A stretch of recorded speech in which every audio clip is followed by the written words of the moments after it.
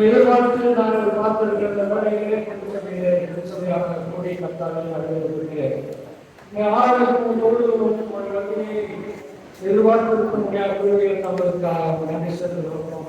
பிரசங்க வழியில் கேட்கிற இந்த பிள்ளைகளோட ஆவியானவர்கள் இடைப்பாடுகள் இருக்கிறார்கள்.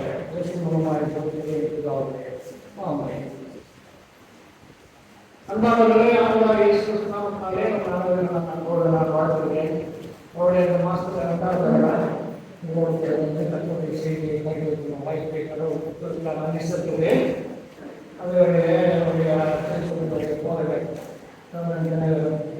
அவர்களுக்கும் நம்பிக்கையாளருக்கும் என்னுடைய வாழ்த்துதலையும் நான் வாயிலை நான் தெரிவித்து வருகிறேன். இந்த வாரமானது தெரியும் வருகையும் 3ஆம் ஞாயிறு அறியப்படுகிறது. முதல் ஞாயிறு உங்களோடு நான் பேசினேன். வருகை என்பதற்கு என்ன பொருள் என்று முதல் நாளிலே உங்களோடு நான் பேசினேன். பேசும் பொழுது வருகையிலே 2 விதமான காரியங்கள் நமக்கு இருக்கிறதை நான் உங்களுக்கு சொன்னேன். முதலாவதாக ஆண்டவராகிய இயேசு கிறிஸ்துவினுடைய பிறப்பின் அந்த நாளை நினைவு கூறுவது. 2வது கர்த்தராகிய இயேசு கிறிஸ்து வருகிற 2ஆம் வருகையை குறித்து சிந்திக்கிற காலமாக இந்த வருகையின் காலம் இருக்கிறது என்று நான் உங்களுக்கு சொன்னேன். அதை தொடர்ந்து அதே சிந்தனையில இந்த ஆண்டு நமக்கு கொடுக்கப்பட்டிருக்கிற அதிகாரத்திலிருந்து 7-20 வரையான பகுதிகளிலேயும்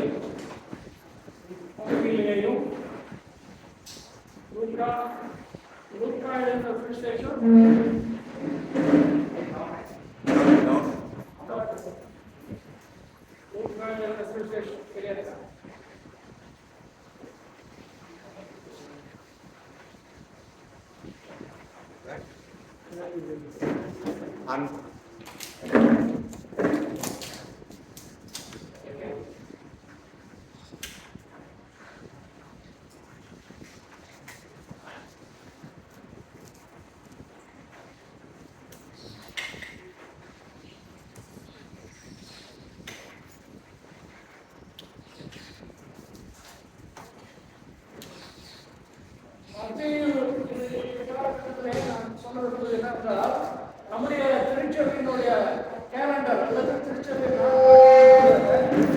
இன்றைய தினத்திலே இது நம்முடைய நட்பகுதியில் கொடுக்கப்பட்டிருக்கிறது. வடமொழி பகுதியாக 127 வசனங்களும் காஸ்பல் ரீடிங் மத்திய 11-21 வரையிலான பகுதிகளையும் 2ஐயும் நாம் வாசிக்க கேட்டோம். அதோடு கூட பழைய பகுதிகளையும் பகுதியில் இருக்கிற 1 வாசிக்கப்பட்டோம். இதிலிருந்து அங்கே இருக்கிற சில மத்தியிலே நான் சொல்லப்படுகிறேன். இந்த வருகையின் காலம் என்பது மனதின் காலம். மத்திய 11-16 வாசிக்காதமாகும். லூக்கா 3ஆம் அதிகாரம் 7-20 செய்தியை வாசித்து பார்த்தாலும் இது மனம் திரும்புகிற காலமாக இருக்கிறது. இந்த மனம் திரும்புகிற காலத்தில் ஒரு இடைநிறுத்தமாக மகிழ்ச்சியின் நாளாக ஞாயிறாக திருச்சபை பாரம்பரியத்திலும் சபை புராட்டஸ்ட் சபை ஆங்கிலிக்கன் சபை லுத்தரன் சபைகள் எல்லாம் இது ஒரு இடைநிறுத்தம். ஏனென்றால் இந்த ப்ரிப்பரேஷனோட கூட அந்த மனம் கசந்து மனம் திரும்புகிற காலங்களிலே ஒரு இடைநிறுத்தமாக இருக்கிறதாகவே இதற்கு இன்னொரு பெயரோடு இருக்கிறது. கௌடெட்டே கௌடெட்டே கௌடெட் கௌடெட் கௌடெட் ஆங்கிலத்தில் GAUDET இருக்குது. அது தமிழில் கௌடெட் என்று நம்ம வாசிக்கிறோம். சண்டே எழுதுகிற பொருள். இந்த கௌடெட் என்பது லத்தீன் மொழியில் வருகிறது.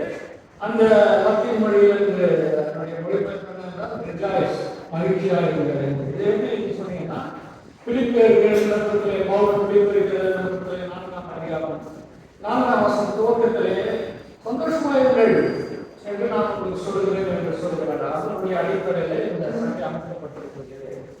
ஆகிய ஆகையினால வருகையில் என்று சொல்லும்போது நியாயத்திற்கு குறித்ததான சில பகுதிகள் நமக்கு வருவதை பார்க்கிறோம். ஒன்று கொடுக்கிற 4-5 வசனங்களை நம்ம வாசிக்கப்போ அவரடிகளார் நியாய தீர்ப்பு ஞானை குறித்து பேசுகிறார். ஒன்று கொடுக்கிற 4-5 நம்ம வாசிக்க இல்லையா? என்ன சொல்றாரு? 4-5 வசனங்கள். ஒன்று கொடுக்கிற 4-5 வசனங்கள் என்ன சொல்றாரு? நான் படிக்கலாம். 4-5 படிக்கலாம்.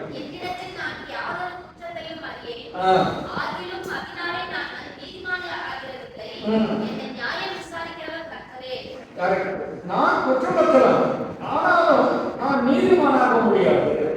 ஆனால் நீதி செய்கிறவர் நியாயத்திற்கு கர்த்தர் என்று அங்கு சொல்கிறார். இன்னும் பின்னாடி வாசகம் என்ன சொல்றாரு? இருளில் மறைந்திருக்கிறவர்களை அவர் வெளிரங்கமாக்கி இருதயங்களின் யோசனைகளை வெளிப்படுத்துவார். இதுதான் நியாயத்திற்கு நாளிலே கிறிஸ்துவின் வருகையிலே நமக்கு ஏற்படுகிற நிலைமை என்று போராடிகள் எழுதுகிறார். அதான் இந்த வருகையின் காலம் என்று சொல்லும்போது பிரதானமாக 2ஆம் வருகைக்காக தான் நம்ம ஆயத்தம் செய்கிறோம். ஆனால் கிறிஸ்து பிறப்பை நாளைக்கு பண்டிகையாக கொண்டாடுறாங்க. இந்த காலமே அப்படிதான் இருக்கிறது, சீசன்ஸ் இருக்கிறது. இன்றைய சுவிசேஷ பகுதியில் நீங்க பார்த்தீங்கன்னா ஒரு சில கேள்விகள் இருக்கிறது பார்க்கலாம். மத்திய 11-2-10 அங்கே ஒரு வருடம் கிறிஸ்து தானா அல்லது யார் மேசியா என்று ஒரு குழப்பம் ஏற்படுகிறது. 2 பகுதியை வாசித்து பார்த்தீங்கன்னா வருடம் மேசியாவா அல்லது யார் கிறிஸ்து என்ற குழப்பம் வருகிறது. லேவியரும் ஆசாரியரும் போயிட்டு யோவான் கிட்ட என்ன கேட்கிறாங்க? நீர் யார் என்று கேட்கிறார்கள். யோவான் 1-ஆம் 19ஆம் வசனம். யோவான் 1-ஆம் 19ஆம் வசனத்துல இவ்வாறு சொல்லப்பட்டிருக்கிறதை நாம் வாசிக்கிறோம். என்ன சொல்லப்பட்டிருக்கிறது?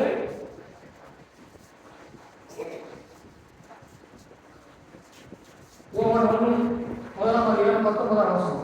எருசலேமிலிருந்து யூதர்கள் ஆசாரியரையும் லேவியரையும் யோவானிடத்தில் அனுப்பி நீர் யார் என்று கேட்ட பொழுது அவன் மறுதலியாமல் அறிக்கையிட்டதுமன்றி நான் கிறிஸ்து அல்ல என்றும் அறிக்கையிட்டான்.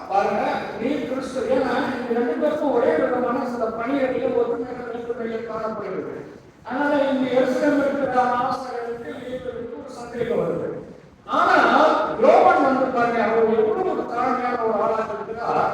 நான் இல்லை என்று அறிக்கையிடுகிறார் என்று நாம் பார்க்கிறோம். யோவான் இயேசு கிறிஸ்துவின் சமகாலத்தில் தமது ஊழியத்தை நிறைவேற்றுகிறார்கள். இருவரிடத்திலே ஒரு ஒற்றுமை காணப்படுகிறது, இருவரிடத்திலும் சில ஒற்றுமைகள் காணப்படுகிறது. உதாரணமாக யோவான் தன்னுடைய இயேசு கிறிஸ்துவுடைய வருகையை ஆயத்தப்படுத்துவதாக வந்தார். இதோ உடனத்தில் கேட்கக்கூடிய சத்தம்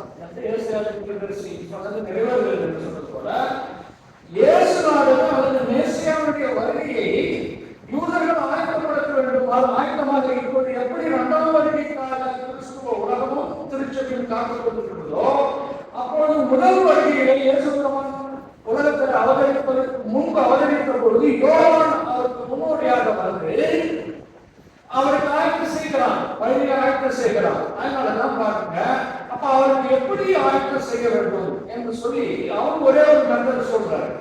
மனம் திரும்ப வேண்டும், அதற்கு அடையாளமாக ஞானஸ்தானத்தை பெற்றுக்கொள்ள வேண்டும் என்று அவர் சொல்றார். அப்போ 1ஆம் அதிகாரம் 4ஆம் வசனத்துல பாவ மன்னிப்புக்கு மனம் திரும்புவதற்கு ஏற்ற ஞானஸ்தானத்தை குறித்து பிரசங்கம் செய்தாங்க. நீங்க வாசிக்க அதே மாதிரி லூக்கா 3ஆம் அதிகாரம் 6ஆம் வசனத்திலே அவன் யோர்தான் நதிக்கு அருகான தேசம் எங்கும் போய் பாவம் மன்னிப்பும் கேட்டு மனம் திரும்புவதற்கு ஏற்ற ஞானஸ்தானத்தை குறித்து பிரசங்கம் செய்தான் என்று நம்ம வாசிக்க முடியும். அப்போ பாவ மன்னிப்பு பெற்று இயேசு கிறிஸ்துவை மேசியாவை நாம் தரிசிப்பதற்கு தயாராக இருக்க என்பதற்கு பாவ மன்னிப்பு பெற வேண்டும், பாவ செயல்கள் விடுதலை பெற வேண்டும் என்று அவன் போதனை செய்து இயேசுடைய வருகைக்கு ஆயத்தமாக இருந்தாங்க பார்க்கிறோம். இயேசு கிறிஸ்து என்ன செய்யறாரு என்றால் மார்க்கு 1ஆம் அதிகாரம் 15ஆம் வசனத்துல தேவனுடைய நாட்டில் சமீபமாயிட்டு மனம் திரும்பி சுவிசேஷத்தை விசுவாசிகள் சொல்றாரு. யோவான் என்ன சொல்றாரு? வருகிறவராகிய மேசியாவுக்கு வழியை ஆயத்தப்படுத்துகிறார். ஆனால் இயேசு வந்து பரலோக ராஜ்யம், தேவனுடைய ராஜ்யம், அதற்குள்ளாக எப்படி பிரவேசிக்கணும், அதற்குள் நீங்க மனம் திரும்ப வேண்டும் என்று சொல்லி சுவிசேஷத்தை விசுவாசிகள் என்று சொல்கிறார். சுவிசேஷம் என்பது இயேசு பெருமானை பற்றியது. இயேசு பெருமான் நமக்கு இலவசமாக கொடுக்கிற காரியம், சிலுவையிலே கொடுக்கிற மீட்பு, இவைகளெல்லாம் நற்செய்தியாக இருக்கிறது. நம்ம எந்த விதமான கஷ்டப்பட வேண்டியதில்லை. என்னுடைய சுமை, என்னுடைய முகம் எளிதானது, அதுல பாரமானதல்ல, பாரமான சுமை அல்ல. பழைய ஏற்பாட்டு காலங்களில் சொல்லப்பட்ட மோசையினுடைய பிரமாணங்களிலே சொல்லப்பட்ட பாரமான காரியங்கள், நியாயப்பிரமாணத்தை நிறைவேற்றுவதற்கான காரியங்கள் எதுவும் இல்லை. ஆண்டவரை விசுவாசம் ஏற்றுக்கொள்ள வேண்டும் என்று சொல்வதை பார்க்கிறோம். சரி, அப்போ யோவான் இயேசுநாதருடைய வருகைக்காக மனம் திரும்பி ஞானஸ்நானம் பெற வேண்டும் சொன்னா, இயேசு பெருமான் தேவனுடைய ராஜ்யம் சமீபமா இருக்கிறது அவர் வந்துட்டாரு. அது அவருடைய வருகை தேவனுடைய ராஜ்யத்தில் பரலோக ராஜ்யத்திற்குள் பிரவேசிக்கிறது. அதற்கும் நாம் மனம் திரும்ப என்று சொல்கிறார். இந்த ஒற்றுமைகளை நாம் பார்த்தோம். ஒரு டிஃபரன்ஸ் வேற்றுமைகள் என்று பார்த்தோம் என்றால், யோவானுடைய போதனைகளானது தேவனுடைய கோபத்தையும் அதன் மூலமாக மனுக்குலத்திற்கு ஒரு தண்டனையும் குறித்து பேசுகிறதை பார்க்கிறோம். யோவான் என்ன சொல்றாரு? கடவுளுடைய கோபம் நம்ம வரும், மனம் திரும்பி நாம் நற்கிரியை செய்யாவிட்டால் தண்டிக்கப்படுவோம் என்று சொல்றாரு. 3:7 அது நம்ம வாசித்து இப்ப வாசிக்கலாம். என்ன சொல்றாரு? வரும்போதுக்கு தப்பித்துக் கொள்ள வழிகாட்டினவர் யார் என்ற கேள்வியில் ஆரம்பித்து நியாயத்திற்கு வருகிறாக மேசையாவின் கையில் இருக்கிறது என்று சொல்கிறார். வசனம் யோவான் 3:17 வாசிக்க. 3:17 தூத்துக்குடை அவர் கையில் இருக்கிறது, விலகி கோதுமையை தமது களஞ்சியத்தில் சேர்ப்பார், அவியால இட்டர்னல் ஃபயர் அங்கே போட்டு சுத்திகரிப்பார். அதுதான் யோவானுடைய போதனையும். தேவனுடைய கோபத்திற்கு தப்ப முடியாது, அதுக்கு தண்டனை உண்டு. அதை கொடுக்கிறவர் இயேசு கிறிஸ்து. அதனுடைய அவருடைய கையிலே தூத்துக்குடை இருக்கிறது என்று அவர் சொல்கிறதை நாம் பார்க்கிறோம். சொல்றாங்க அப்படிப்பட்ட காரியங்களை சொல்லி என்ன பண்றாரு? வசனம் சரி 18 வசனம் வாசிங்க. வேறு अनेक புத்திமதிகளையும் அவர் ஜனங்களுக்கு சொல்லி பிரசங்கித்தார். சரி, எல்லாத்தையும் ஒண்ணா சொல்றாரு. நம்ம பார்க்கறாங்க, போர்ச்சவர்கள் போய் நாம என்ன செய்யணும்னு கேட்கிறாங்க, ஆயக்காரர்கள் என்ன செய்யணும்னு கேட்கிறாங்க. நிறைய போதனைகள் யோவான் சொல்லிக் கொண்டே இருக்கிறார். நேர்மையாக இருக்க வேண்டும், நியாயமாக இருக்க வேண்டும், ஒடுக்கக்கூடாது என்ற காரியங்கள் எல்லாம் சொல்லி என்று சொல்லிக் கொண்டிருக்கிறதுனால இவர்களுக்குள்ளே ஒரு எண்ணம் வருகிறது. என்ன எண்ணம்? 15 வசனம் வாசிக்கமா? 15 வசனம். யோவானை குறித்து இவன்தான் கிறிஸ்துவோ என்று ஜனங்கள் எல்லாரும் எண்ணக் கொண்டு அந்த இருதயங்களில் யோசனையாய் இருந்தது. இந்த காரியங்கள் நடைபெற்றுக் கொண்டிருக்கும் போது என்ன நடைபெறுகிறது என்றால், இவன்தான் யோவான் தான் கிறிஸ்துவோ என்று ஜனங்களுக்குள்ளே ஒரு எண்ணம் வருகிறது. அந்த எண்ணத்தை தான் பரிசேயர்கள் லேவியரும் போயிட்டு கேட்கிறாங்க. அதே எண்ணத்தை தான் அவர்கள் பரிசு யார் என்று ஒரு கேள்வி கேட்கிறதை பார்க்கிறோம். ஆனால் யோவான் என்ன சொல்றாரு? நான் மேசியா இல்லை, வருகிறவர் வேறொரு இருக்கிறார் என்று தன்னை தாழ்ந்தவன் சொல்ற. நான் பெருகவும் அவர் செல்ல வேண்டும், எனக்கு பின்னால் ஒருத்தர் வராது, அவர் என்னென்ன பெரியவர், அவருடைய பாரபட்சியம் அவர்களுக்கும் எனக்கு தகுதி இல்லை. நான் உங்களுக்கு தண்ணீர் நான் ஞானஸ்தானம் கொடுக்கிறேன், அவரோட பரிசுத்த ஆவியினாலும் அக்கினியினாலும் உங்களுக்கு ஞானஸ்தானம் கொடுப்பார். எதற்கு பெரியவர் வராது. அப்ப எந்த நீங்கள் கிறிஸ்து என்று எண்ணிவிட வேண்டாம். இது ரொம்ப யோவானுடைய ஒரு நல்ல எளிமையும் கர்த்தருக்கு உண்மையாக ஊழியர் செய்கிற ஒரு ஊழியக்காரனாக ஒரு மாதிரியாக இருக்கிறார். நம்ம நிறைய நேரங்களில் நிறைய சினிமாக்கள் டெலிவிஷன் ஃபேமஸ் ஆகிறவங்க அல்லது நிறைய நேரங்களில் தங்களை ரொம்ப பெருமையாக இருந்து கொள்கிறார்கள். தங்களை யாரும் உலகம் முழுவதும் அப்படிப்பட்ட ஊழியர் இருக்கிறார்கள். இப்ப நம்முடைய சபைகளில் இருக்கிறார்கள், சிஎஸ்சி சபைகளில் இருக்கிறார்கள், பெந்தகோஸ்தே சபைகளில் இருக்கிறார்கள். தனிப்பட்ட ஊழியர் செய்வதற்கு எத்தனையோ ஊழியர்கள் இருக்கிறார்கள். உங்களுக்கு தெரியும், இப்போ காலையில் நான் கூட எல்லா நேரமும் பிரசங்கத்தை கேட்க முடியும். எனக்கு 3 டிவிலாம் இருக்குது, கல்விக்கு டிவி இருக்குது, எதாவது இருக்குது, ஏஞ்சல் டிவி இருக்குது. எல்லா டிவியும் பார்த்தா 24 மணி நேரமும் அவர்களுக்கு ஏற்ற மாதிரி செய்வது. நிறைய பேர் எங்களுக்கு உண்மை இருக்கிறது, மேன்மையான பேர் சில பேர் காரணம் இருந்தால் கூட எப்பொழுதும் எங்களுக்கு நீங்கள் வந்தால் கடவுளை விட தங்களை விரும்புவதாக, கடவுள் கடவுள் தன்னுடைய சொல்லுக்கு கீழ்ப்படிவதாக நான் சொல்வதை கேட்டு கடவுள் வழிநடத்துவார் என்று சொல்லுகிறவர்களாக இருக்கும் பொழுது ஒரு மாதிரியாக நான் நல்ல என்று அவர் சொல்லியிருக்கலாம்.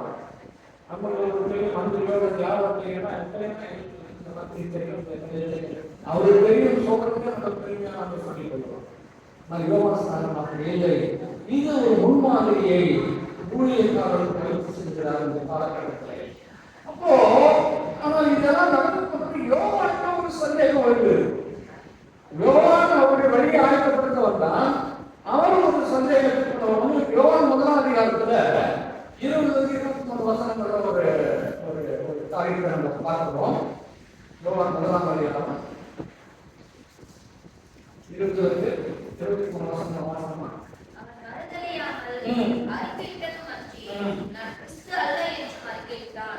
அப்பொழுது அவர்கள் யார், நீர் எலியாவா என்று கேட்டார்கள். அதற்கு நான் அவன் அல்ல என்றான்.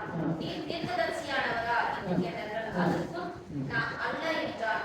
அவர்கள் பின்னும் அவனை நோக்கி, நீ யார், எங்களை அனுப்பினவர்களுக்கு நாங்கள் உத்தரவு சொல்லும்படிக்கு உம்மை குறித்து என்ன சொல்கிறீர் என்று கேட்டார்கள். இதுதான் நம்ம முதல்ல பார்ப்போம். நம்ம ஸ்பெசிஃபிக்கா படிக்கிறோம். நீ தீர்க்கதரிசி இல்ல, நீ கிறிஸ்துவும் அல்ல, நீ மேசியா, எல்லாவற்றுமே மறுத்ததுக்கு நான் காட்டுகிறார் பார்க்கிறோம். ஆனா மத்தேயு 11ஆம் அதிகாரத்துல 3ஆம் வசனத்துல நீங்க வாசிப்பீங்களா? மத்தேயு 11ஆம் வசனத்துல இப்ப யோவானுக்கு அந்த ஒரு கேள்வி இயேசு கிறிஸ்து பற்றி வருகிறத நம்ம பார்க்கிறோம். யோவான் வருகிறவர் நீர்தானா அல்லது வேறொருவர் வர காத்திருக்க வேண்டுமா? நான் சொல்றேன், வழியை ஆயத்தம் பண்ண வந்திருக்கிறார் யோவான் சொன்னார். இவ்வளவு சாட்சியெல்லாம் சொல்றாரு. நான் வந்து தீர்க்கதரிசி இல்ல, நான் வந்து பேசிய இல்லை, நான் வணங்கத்து சத்தம் என்னை விட அவர் பெரியவர், உம்மிடத்தில் ஞானஸ்நானம் பெற நீர் எங்களுக்கு ஞானஸ்நானம் பெறலாமா என்ற நிகழ்வுகளெல்லாம் முன்னோடியாக நம்ம பார்க்கிறோம். ஆனால் இப்பொழுது யோவான் என்ன சொல்றாரு, வருகிறவர் நீர்தானா வேறொருவர் வர காத்திருக்க வேண்டுமா எனக்கு கேட்பதற்கு ஒரு வெளியா கேட்கவில்லையா? சரி, ஏன் வந்து இவ்வாறு கேட்பதற்கான காரணம் என்ன என்று பார்த்தோம் என்றால், யோவான் 1ஆம் அதிகாரம் அதெல்லாம் படிச்சா 29, 30, 33, 34 வசனங்கள் பூரா நம்ம படிச்சோம். எப்படி வந்து படிக்க யோவான் 1ல 29, 30 படிங்க. மறுநாளிலே யோவான் இயேசுவை தன்னிடத்தில் வரக் கண்டு, இதோ உலகத்தின் பாவத்தை சுமந்து தீர்க்க தேவ ஆட்டுக்குட்டி, உலகத்தின் பாவத்தை சுமந்து தீர்க்க தேவ ஆட்டுக்குட்டி என்றாரு. அப்புறம் எனக்கு பின் ஒருவர் வருகிறார், அவர் எனக்கு முன்னிருந்தபடியால் என்னிலும் மேன்மை உள்ளவர் என்று நான் சொன்னேனே, அவர் இவர்தான். எனக்கு பின்னால் ஒருத்தர் வருவாரு, அவர் என்ன பெரியவான மூத்த சொல்லுங்க, அது இவர்தான். 33, 34 வசனம் வாசிங்க. நானும் இவரை அறியாதிருந்தேன், ஜலத்தினால் ஞானஸ்நானம் கொடுக்கும்படி என்னை அனுப்பினவர், ஆவியானவர் இவரில் இறங்கி யார் மேல் தங்குவதை நீ காண்பாயோ அவரே பரிசுத்த ஆவியினால் ஞானஸ்நானம் கொடுக்கிறவர் என்று சொல்லியிருந்தார். அப்ப பரிசுத்த ஆவியினால் ஞானஸ்நானம் கொடுக்கிறவர் யார் என்றா, நீ ஞானஸ்நானம் கொடுக்கும்போது ஆவியானவர் போராடும்போது வரக்கூடிய அவர்தான் சொல்றாரு. இவ்வளவு தெளிவாக, இவ்வளவு அவதாரமாக, இவ்வளவு உறுதியாக சொன்னாங்க. இப்போ வந்து அவருக்கு வந்து நீ ஏன் கேட்கிறார், ஏன் கேட்கிறார் என்பது இந்த வாரத்திலே நமக்கு ஒரு தெரிந்து கொள்ளக்கூடிய ஒரு விஷயமா இருக்கு. ஏனென்றால் யோவான் என்ன நினைக்கிறார், வருகிற யூதர்களின் மேசையாக என்று எதிர்பார்க்கிறார். இந்த யூதர்களின் மேசை என்று சொல்லும்போது உடனடியாக அவருக்கு அங்கே வந்து தண்டனை கொடுப்பார். இயேசு கிறிஸ்து வந்து உடனடியாக நீங்க எல்லாம் பணம் இருக்கிற எல்லாம் அக்கௌண்ட் பண்ணிடுங்க, அநியாயம் பண்ணிக்கிறீங்கன்னா உடனே இப்பொழுது இந்த உலகத்திலேயே எப்படி பழைய காலத்திலே இஸ்ரவேலுடைய மீட்பர்கள் ராஜாக்கள் ஆண்டவர் ஏற்படுத்துகிற மீட்பர்கள் என்று சொல்லுவார்கள், யோசுவா ஆகட்டும், மோசே ஆகட்டும், எப்படி அவர்கள் வந்து உடனடியாக இஸ்ரவேலை மீட்டு விரோதிகளை அழித்து மீட்பு அவர்களுக்கு வாழ்வழித்தார்களோ அதுபோன்று வருகிற மேசையா யூத மேசையா இருப்பார் என்கிற லூக்கா 8ஆம் அதிகாரம் 8-9 வசனம் வாசிங்க. லூக்கா 8, லூக்கா 8, சாரி லூக்கா 3:8-9, லூக்கா 3. மனத்திருந்தலுக்கு ஏற்ற கனிகளை கொடுங்கள், ஆபிரகாம் எங்களுக்கு தகப்பன் என்று உங்களுக்குள்ளே சொல்ல தொடங்காதீர்கள். ஆபிரகாம் எங்களுக்கு தகப்பன் என்று சொல்லிருந்தாங்க, நாங்க யாரும் அடிமை இல்ல. இன்னொரு இடத்துல பேசுறாங்க, ஆபிரகாம் ஒரு தகப்பன். ஆனா இங்க இவர் சொல்றாரு ஆபிரகாமின் தகப்பன் சொல்லிவிட்டார்கள். ஏனென்றால் சொல்லுங்க, தேவன் இந்த கல்லுகளினாலே ஆபிரகாமுக்கு பிள்ளைகளை உண்டு பண்ண வல்லவராய் இருக்கிறார். கல்லுகளினாலே ஆபிரகாமுக்கு பிள்ளைகளை உண்டு பண்ணுவார். நான் ஆபிரகாம் சந்ததி, நான் வந்து ஒரு பரம்பரையா இருக்கிறேன், இந்த சந்ததி நம்பரா இருக்கிறேன். எங்க அப்பா பாட்டனா, எங்க அப்பா பாட்டு, எங்க அப்பா இவன் இந்த பெருமைகள் எல்லாம் நாம் சொல்ல முடியாது. அது யாரும் ஆண்டவர் பயன்படுத்த ஒரு பெரிய ஆழ்ந்த சத்தியத்தை சொல்கிறார் என்று பார்க்கிறோம். வசனம் 17 வாசிங்க. தூற்றுக்கூடை அவர் கையில் இருக்கிறது. அவர் தமது களத்தை நன்றாய் விலக்கி கோதுமையை தமது களஞ்சியத்தில் சேர்ப்பார். மதரையோ அவியாத அக்னியால் சுட்டெரிப்பார். அந்த அளவுக்கு அவர் கோடாரி மரத்தின் கீழே இருக்கிறது. மரத்தின் கீழே கோடாரி வச்சிருக்கிறது. மரம் கனி கொடுத்தோம்னா உடனே வெட்டி தீயில போடப்படும். இதெல்லாம் சொல்றாரு. ஆனால் இயேசு பெருமான் தன்னை வெளிப்படுத்தும் போது உலக ரட்சகராக ஒரு இஸ்ரவேலுடைய யூதர்களுடைய மேசையாக வந்து மோசே எப்படி அடிமைத்தனத்தில் இருந்த இஸ்ரவேலர்களை மீட்டு வந்தாரோ அதுபோலோ, யோசுவாவின் காலத்தில் எப்படி மீட்கப்பட்டார்கள் ஜனங்கள் அதுபோலோ, நியாயாதிபதியின் காலத்திலே ஒவ்வொருவரையும் இவர்கள் அங்கே குடும்பத்திற்குள்ளாய் அடிமைத்தனத்திற்குள்ளாய் மீதியானவர்களாய் மற்றவர்களால் அடிமை கொள்ளப்படும்போது எப்படி மீட்பவர்களாக வந்தார்களோ சிம்சானம் போல இல்லாமல் இவர் உலக ரட்சகராக தன்னை வழிநடத்துகிறார். அதுதான் இந்த 3வது வாரத்திலே தெரிந்து கொள்ள வேண்டும். The new identity of Messiah. மெஸ்ஸியாவுடைய புதிய அடையாளமாக தன்னை காட்டுகிறார். எப்படி காட்டுகிறார்? இயேசு பெருமான் நம்முடைய பணியின் நோக்கத்தை அவர் வந்து லூக்கா 4ஆம் அதிகாரம் 18-19 வசனங்கள்ல நீங்கள் வாசிக்க முடியும். லூக்கா 4ஆம் அதிகாரம் 18-19 வசனங்கள். இது வந்து ஆங்கிலத்தில் நாசரேத் மேனிஃபெஸ்டோ என்று சொல்லுகிறார்கள். அது நாசரேத் அறிக்கையா என்று தமிழில் சொல்றாங்க.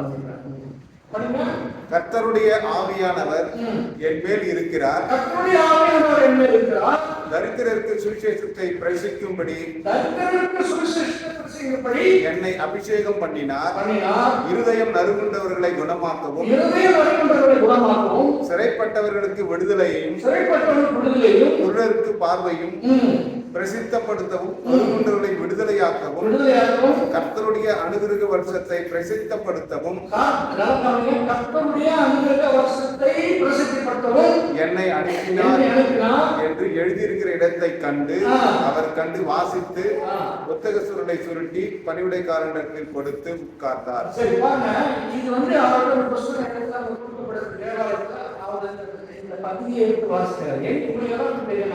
தெரியும். இது எங்கிருந்து எடுத்து வாசிக்கிறார்? இயேசுநாதரே சொல்லல. ஆனால் இவரை பற்றிய மேசையை எப்படிப்பட்டவராக இருப்பார் என்று ஒரு கருத்து பழைய ஏற்பாட்டில் சொல்லப்பட்டிருக்கிறது. அதை இப்போது நான் உலக ரட்சகர் என்பதற்காக யோவான் எதிர்பார்த்த மேசையா யூத மேசையா யூத பிரசத்துக்கு மட்டுமே இல்லாமல் உலகத்திற்கு வருகிறது என்று அவர் சொல்லும்போது இயேசையா அதுவும் உலகம் அறியாமல் 1-3 வசனங்கள்ல இது சொல்லப்பட்டிருக்கிறது. இந்த உலகத்துக்கு இந்த 3 வசனங்கள் தான் படித்து இது நிறைவேற்றுன்னு சொல்றாரு. அதை கவனிச்சீங்கன்னா 3 காரியங்கள் நம்ம கவனிக்க முடியும். அனுகிரக வருஷத்தை பிரசித்தி பண்ண வேண்டும். அனுகிரக வருஷம் என்பது அது யூபிலி வருஷம் என்று பழைய ஏற்பாட்டிலே சொல்லப்பட்டிருக்கிறது. லேவியராகமம் புத்தகம் 25ஆம் அதிகாரம், லேவியராகமம் 25 10ஆம் வசனத்தை வாசிங்க. அது விடுதலையின் ஆண்டு. லேவியராகமம் 25:10 50ஆம் வருஷத்தை பரிசுத்தமாக்கி தேசமெங்கும் அதன் குடிகளுக்கெல்லாம் விடுதலை கூற கடவீர்கள். அது உங்களுக்கு யூபிலி வருஷம். அப்ப என்ன ஒரு அடிமையா இருக்கிறாங்க 7 வருஷம் ஆயிடுச்சுன்னா அந்த வருஷத்துல அவர் விடுதலை கொடுத்தாங்க. ஒருத்தர் கடன் வாங்கி இருக்காருன்னு வச்சுக்கோங்க, 5 வருஷம் 10 வருஷம் 50ஆம் ஆண்டு வந்துச்சுன்னா அந்த கடனை தவிர்க்க ஒரு சோசியல் பேலன்ஸ், சமூக பொருளாதார நிலைமைகளை சமன் செய்கின்ற சீர் செய்கின்ற ஒரு புரட்சிகரமான ஒரு வருடமாக பழைய ஏற்பாட்டிலே சொல்லப்பட்டிருக்கிறது. இந்த விடுதலை உலகத்தாருக்கானது ஆண்டவர் அவர் சொல்றாரு.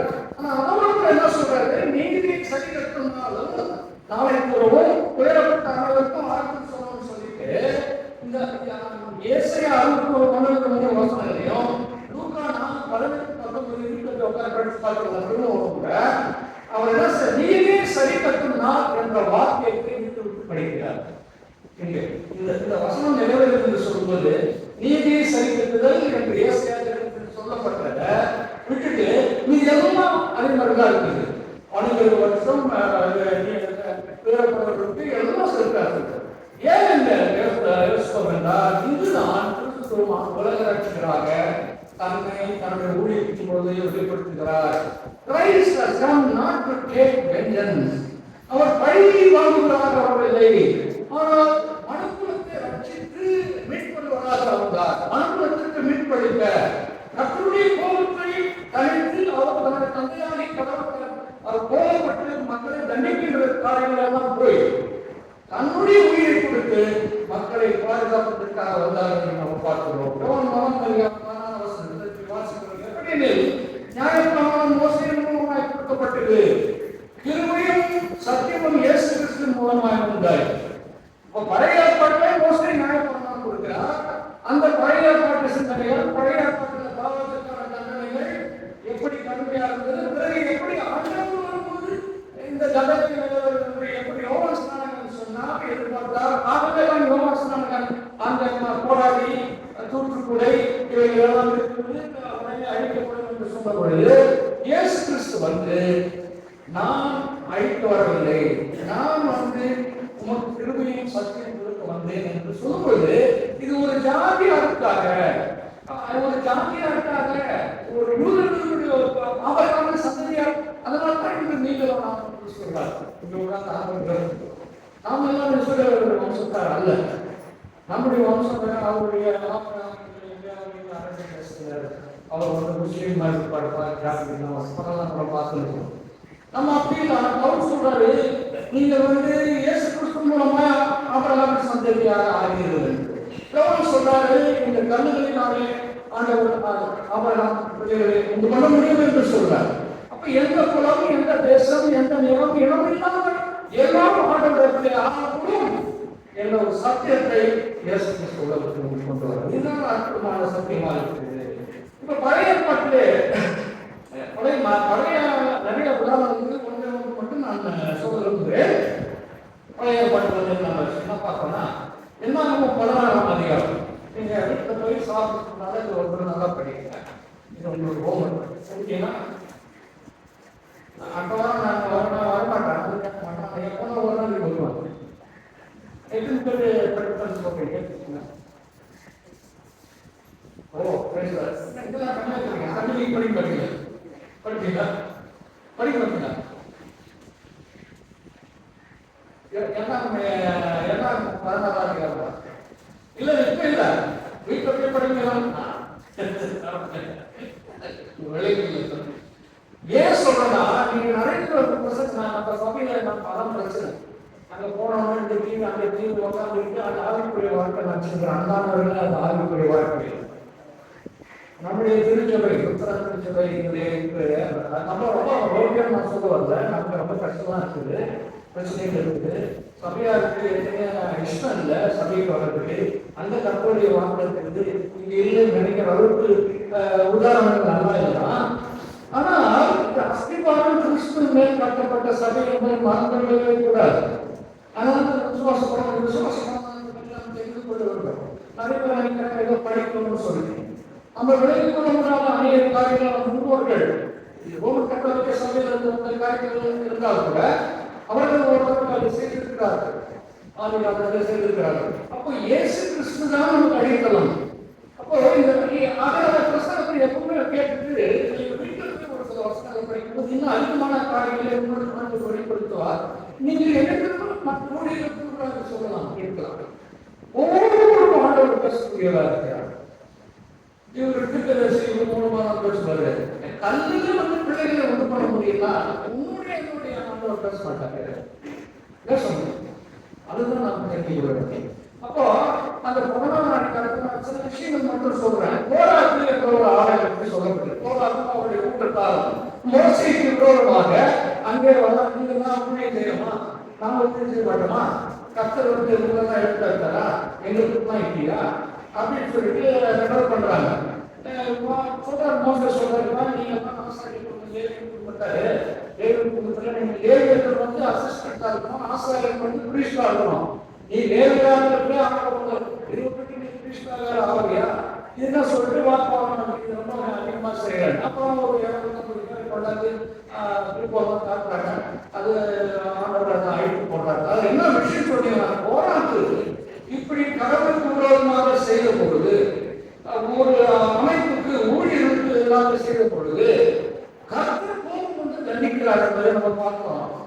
16ஆம் அதிகாரம் 3ஆம் வசனம் வாசிங்க. யோவான் 16 சாரி எல்லாம் 16:3. மோசேக்கும் ஆரோனுக்கும் விரோதமாக கூட்டம் கூடி அவர்களை நோக்கி, நீங்கள் மிஞ்சி போகிறீர்கள், சபையார் எல்லாரும் கிறிஸ்தவமானவர்கள், கர்த்தர் நடுவிலே இருக்கிறார், இப்படி இருக்க கர்த்தருடைய சபைக்கு மேலாக உங்களை ஏன் உயர்த்தீர்கள் என்றார். பாருங்க என்ன சொல்றாங்க, மக்கள் தான் கையில் எடுத்துட்டாரு, சபையார் தான் ஒழுங்கா இருக்கிறாங்க, நீங்க தான் உங்களை உயர்த்தி. ஆனா உண்மையாக அல்ல. மக்களை சபையை எப்படி குழப்பங்கள் இந்த நாளில் நம்முடைய சபைகள் உண்டு, சிஎஸ்ஐல உண்டு, உத்தரவுல உண்டு, எல்லாருமே உண்டு. குழப்பம் ஏற்படுத்தி தனிப்பட்ட ஒரு நாட்டை உண்டுங்க. அதனால தானே சண்டை சச்சரவுகளுடைய சபைகள், அதனால போட்டுருக்கோம். அதனால தானே எல்லா நிர்வாக வசதிகள் இதெல்லாம் மக்கள் நடந்து கொண்டிருக்க. ஆனால் அப்பொழுது தண்டிக்கப்பட்டார்கள் என்று நம்ம பார்க்கிறோம். 30ஆம் வாசமா 30-31.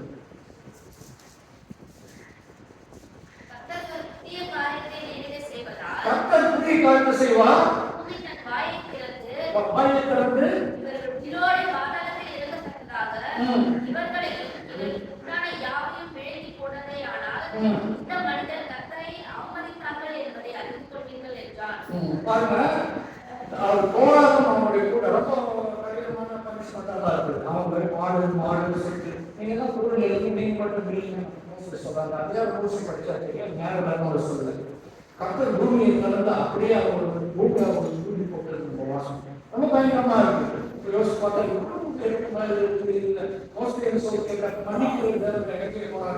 நிறைய கேள்விகள். ஆனால் இது என்ன சொல்றேன்னா, கர்த்தருடைய கோபத்துக்கு அப்போ ஆளாகி கொண்டிருந்தார். வந்தவர்கள் இல்லை, நமக்கு வாய்ப்பு கொண்டிருக்கிறார். என்னில் தானே நான் குற்றவாளிகள் போக சொல்றேன். எனக்கு ஒரு குற்றம் காணப்படவில்லை. ஆனாலும் அதுதான் நான் வந்து தகுதியுடையவராக கர்த்தருடைய கிருபை ஏனென்றால் நமக்காக பாடுபட்டவர்கள் தான், நமக்காக சிலுவையில் மறைத்தவர் அவர்தான். இந்த கருத்துக்களை ஒரு சொல்லுவதை நம்ம பார்க்கிறோம். 40ஆம் வசனம் வாசிங்க. 40.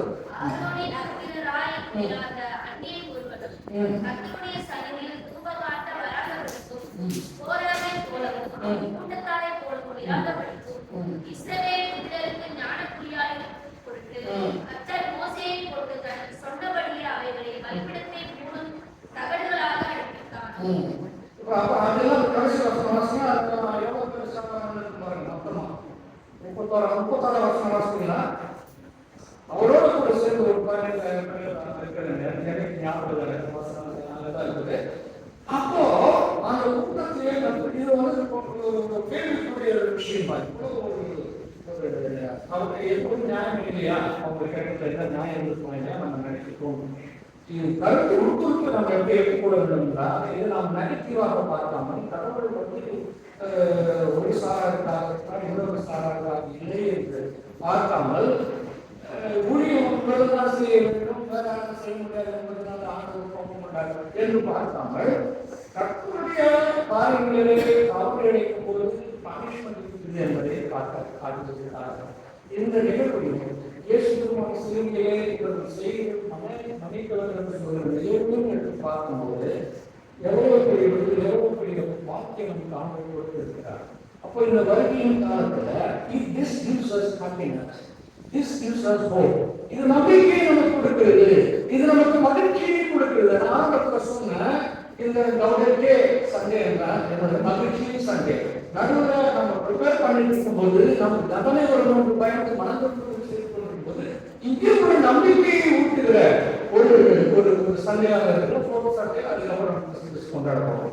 இந்த கொண்டாட்டங்களிலே நாம் இருக்கும்போது மட்டுமல்ல, வருகையும் நாம் மனதில் கொள்ள வேண்டும். அப்போ மனதிற்கு ஒரு காரியமாக இருக்கிறது.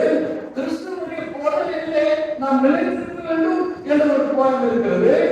அப்படியானால் எப்பொழுதும் நாம் ஆயத்தமாக இருக்க வேண்டும் என்ற ஒரு காரியமும் வற்புறுத்தப்படுகிறது. அவருடைய நம்பிக்கை இயேசு கிறிஸ்துவிலே இருக்கிறது என்பதுதான் இந்த முடிவாக இந்த வேத பாகங்களில் நாம் தெரிந்து கொள்ள அவசியமாக இருக்கு. முக்கியமான கருத்துக்கள் தான் அவசியமாக இருக்கு.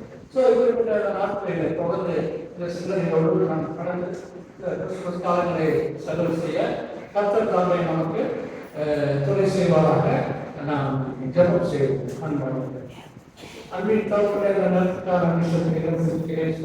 கர்த்தாவே, இந்த வாரத்திலே கூட நாங்கள் உங்களுடைய வசனங்களை தியானிக்கும். குறிப்பாக 3வது வாரத்திலே நியாயத்திற்கு உட்பட்டிருந்த எங்களை விடுதலையாக்கி பாவனை மன்னித்து புதிய வாழ்க்கைக்குள்ளாக இருந்த மேசையாவாக புதிய மேசையாவாக எங்களுக்கு காட்டியிருக்க நன்றி சொல்கிறேன்.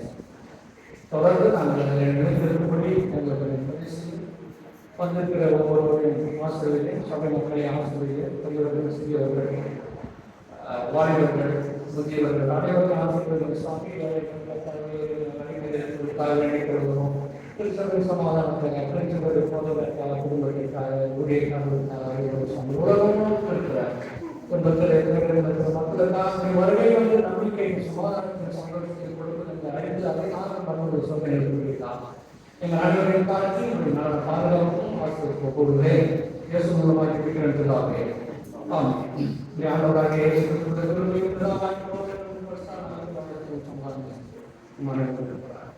சமாதானம்